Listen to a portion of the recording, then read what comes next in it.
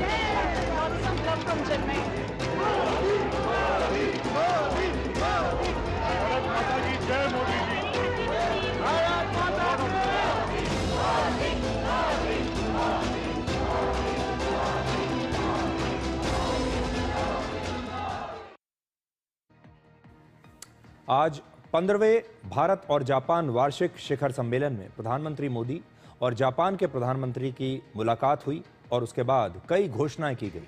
भारत और जापान के joint declaration में पहलगाम आतंकवादी हमले की निंदा की गई है।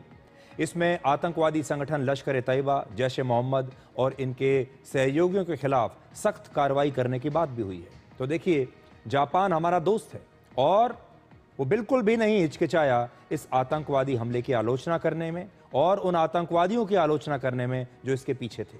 यही होती है सच्चे दोस्त की निशानी। भारत और जापान के बीच 12 से ज्यादा समझौते हुए हैं। दोनों देशों के बीच क्रिटिकल मिनरल्स पर एक समझौता हुआ है, जिसका इस्तेमाल इलेक्ट्रॉनिक्स, मिलिट्री इक्विपमेंट्स और इलेक्ट्रिक व्हीकल्स बनाने में होता है। और चंद्रयान 5 मिशन के लिए भारत और जापान अब मिलकर काम करेंगे। टोक्यो पहुंचने के बाद जापान की महिला कलाकारों ने भरतनाट्यम से प्रधानमंत्री मोदी का स्वागत किया। उन्होंने गायत्री मंत्र और राजस्थानी भजन सुनाए और ट्रंप के सलाहकार सनातन धर्म को लेकर प्रधानमंत्री को निशाना बनाने की कोशिश कर रहे थे, जो तस्वीर मैंने आपको शुरू में दिखाई। लेकिन देखिए, जापान में वहां के लोग भारत को, भारत की संस्कृति को, भारत की आर्ट एंड कल्चर को, भारत के सनातन धर्म को कितना सम्मान दे रहे हैं।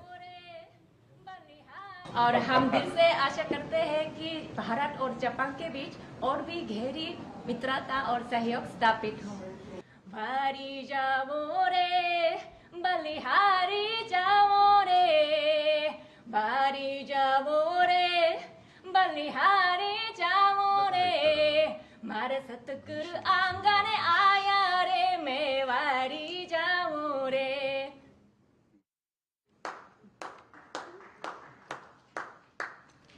जपानिलेಗೆ स्वागतम।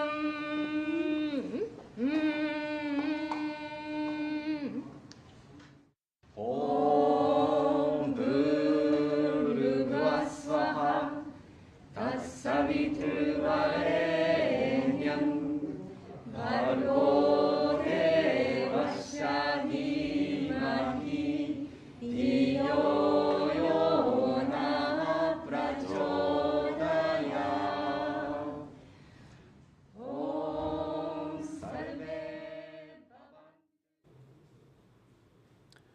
भारत में हिंदी भाषा को लेकर कई राज्यों में विवाद अक्सर होता रहता है, लेकिन जापान की महिलाएं हिंदी सीख रही हैं और हिंदी के भजन भी गा रही हैं। भारत की संस्कृति से कितनी प्रभावित हैं, ये आपने देखा। टोक्यो में भारतीय मूल के लोगों ने तिरंगा लहराया और प्रधानमंत्री मोदी का दिल खोलकर स्वागत किया और उन्हें ऑपरेशन सिंदूर के लिए बधाइयां भी दी।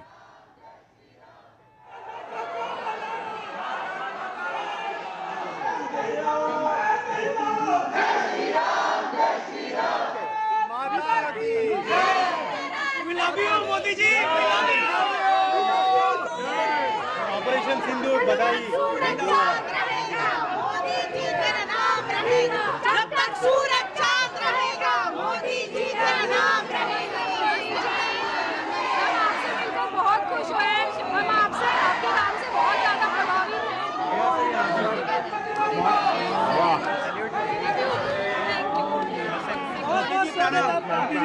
मोदी जी प्रणाम।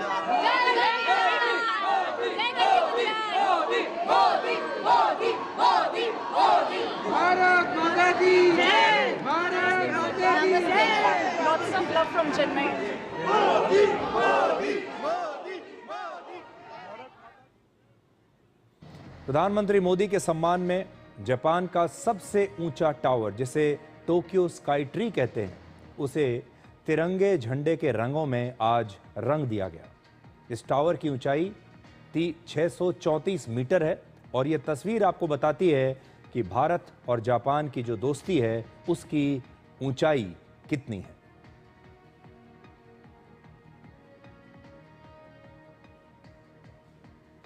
प्रधानमंत्री मोदी ने आज कहा कि जापान टेक्नोलॉजी में पावर हाउस है तो भारत टैलेंट का पावर हाउस है। इसका मतलब है कि जापान की टेक्नोलॉजी और अनुशासन के साथ जब भारत के युवा मिलकर काम करेंगे तो ये दोनों मिलकर दुनिया का नेतृत्व कर सकते हैं। जापान टेक पावर हाउस है और भारत एक टैलेंट पावर हाउस है। आज भारत में पॉलिटिकल स्टेबिलिटी है, इकोनॉमिक स्टेबिलिटी है, पॉलिसी में पारदर्शिता है, प्रिडिक्टिबिलिटी है। आज भारत विश्व की सबसे तेज ग्रो करने वाली मेजर इकोनॉमी है और बहुत जल्द विश्व की तीसरी सबसे बड़ी इकोनॉमी बनने जा रहा है। भारत और जापान की साझेदारी सिर्फ एक तरफा नहीं है। जापान की कंपनियों ने भारत में मेट्रो रेल से लेकर सेमीकंडक्टर्स और यहां तक कि स्टार्टअप्स में भी लगभग 3.5 लाख करोड़ रुपए का निवेश किया है, जिसका कई गुना ज्यादा फायदा जापान को भी मिला है। ऑटो सेक्टर में हमारी भागीदारी बेहद सफल रही है और अभी प्रधानमंत्री जी ने इसका विस्तार से वर्णन किया। हम साथ मिलकर वही magic batteries, robotics, semiconductor, ship building और न्यूक्लियर एनर्जी में भी दोहरा सकते हैं। साथ मिलकर हम ग्लोबल साउथ, विशेषकर अफ्रीका के विकास में अहम योगदान दे सकते हैं। मैं आप सबसे आग्रह करता हूं, कम make in India, make for the world. अब आपको भारत और जापान की दोस्ती की सबसे ताकतवर तस्वीर दिखाते हैं, जिसका नाम है शिंकानसेन। ये बुलेट ट्रेन है और कल प्रधानमंत्री मोदी और जापान के प्रधानमंत्री एक साथ मिलकर इस बुलेट ट्रेन से यात्रा करेंगे। जापान की मदद से भारत में अहमदाबाद से मुंबई के बीच 508 किलोमीटर का एक हाई स्पीड रेलवे ट्रैक बन रहा है और वर्ष 2027 तक भारत में भी बुलेट ट्रेन चलने लगेंगी, जैसे आप जापान में देखते हैं या चीन में देखते हैं। और आज प्रधानमंत्री मोदी ने कहा कि देश में 7000 किलोमीटर लंबा हाई स्पीड रेलवे ट्रैक बनाया जाएगा। भारत को जापान से बुलेट ट्रेन का अब एक बिल्कुल नया लेटेस्ट वर्जन मिलेगा और ये E10 सीरीज की बुलेट ट्रेन होगी, जिसमें हमारी ज़रूरतों के मुताबिक बदलाव किए जाएंगे और इस ट्रेन की जो टॉप स्पीड है वो होगी 400 किलोमीटर प्रति घंटा, जबकि पुरानी बुलेट ट्रेन की रफ्तार 320 किलोमीटर प्रति घंटा के आसपास थी। भारत और जापान के बीच एक साथ इस नई बुलेट ट्रेन की शुरुआत की जाएगी। वहां भी शुरू होगी और यहां भी शुरू होगी। और जापान की बुलेट ट्रेन समय पर चलने के लिए बहुत मशहूर है, वो कभी लेट नहीं होती। वहां रोजाना 323 ट्रेन चलती हैं, जिसमें 99.8% ट्रेन हमेशा समय पर रवाना होती हैं और समय पर पहुंचती हैं और इनकी यात्रा में औसतन सिर्फ 24 सेकंड की देरी होती है। जापान की बुलेट ट्रेन का सुरक्षा रिकॉर्ड पूरी दुनिया में सबसे शानदार है। वर्ष 1964 के बाद से, जब 64 से इसकी शुरुआत हुई, पिछले 61 वर्षों में ये किसी भी दुर्घटना में इसके एक भी यात्री की मौत नहीं हुई है। सोचिए क्या रिकॉर्ड है। जापान में बहुत ज्यादा भूकंप आते हैं और बुलेट ट्रेन का ऑटोमेटिक ट्रेन कंट्रोल सिस्टम भूकंप का पता चलते ही अपने आप इन ट्रेन को रोक देता है। वर्ष 2011 में जापान में बहुत बड़ा भूकंप आया था और उस समय 27 बुलेट ट्रेन अपने आप सुरक्षित तरीके से रुक गई थी। इन ट्रेन के लिए स्पेशल ट्रैक्स बनाए जाते हैं, जिसमें कहीं कोई क्रॉसिंग नहीं होती है। तो अब ऐसी ही ट्रेन भारत में भी आप सब लोगों के लिए बहुत जल्द आने वाली है। और आज प्रधानमंत्री मोदी को एक बौद्ध मंदिर में एक विशेष गुड़िया दी गई और इस गुड़िया का नाम है दारुमा डॉल। यह जापान की पारंपरिक डॉल होती है, जिसे सौभाग्य, संकल्प और लक्ष्य प्राप्ति का प्रतीक माना जाता है। और ये डॉल जो है, ये गिरने के बाद वापस अपने आप खड़ी हो जाती है, जो स्थिरता और दृढ़ता का संदेश देती है। दारुमा नाम बोधि धर्म नामक एक बौद्ध भिक्षु पर आधारित है और कहा जाता है कि वो बौद्ध धर्म का प्रचार करने के लिए भारत के कांचीपुरम से चीन पहुंचे थे और बाद में उनके अनुयायी जापान चले गए और बोधि धर्म को ही जापान के ज़ेन बौद्ध धर्म का संस्थापक माना जाता है और यही वहां का मुख्य धर्म है।